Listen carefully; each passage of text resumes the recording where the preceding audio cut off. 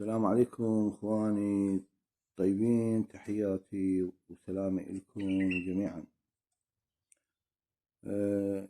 اخواني الطيبين، طبعا هواية اخوان يعني يسألون شنو الاسباب. احنا مثل ما تعرفون قبل يومين 3 ايام تقريبا نزلنا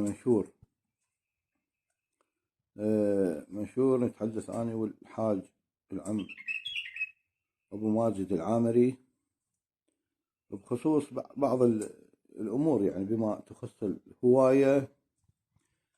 ويمكن فترة تقريبا 10 دقائق أو نص ساعة يمكن هيك ومسحته. فهواية أخوان طبعا مشكورين أخواننا الطيبين متابعينا اللي متواجدين ويانا إن شاء الله بالقناة. سألوني واتصلوا وياي وقالوا شنو السبب، يعني ليش نزلت، ليش المنشور مسحته، يعني شنو السبب.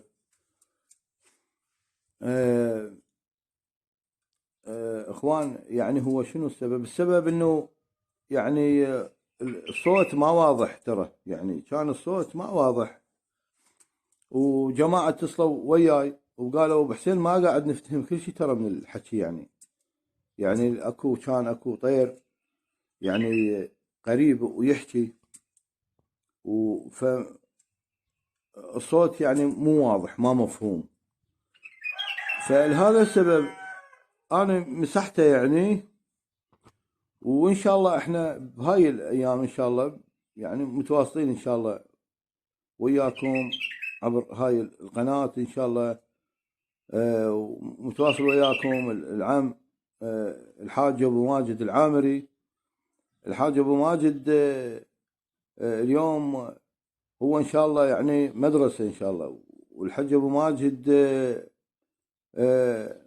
ان شاء الله استاذنا وعزوتنا. والله اليوم الحاج ابو ماجد يمثل العراق كله، يعني اليوم هو مو يمثل البصرة فقط. يعني اليوم انا ابن ديالة وابن شهربان، انا افتخر بالحاج ابو ماجد استاذنا وعزوتنا وان شاء الله هو العمدة.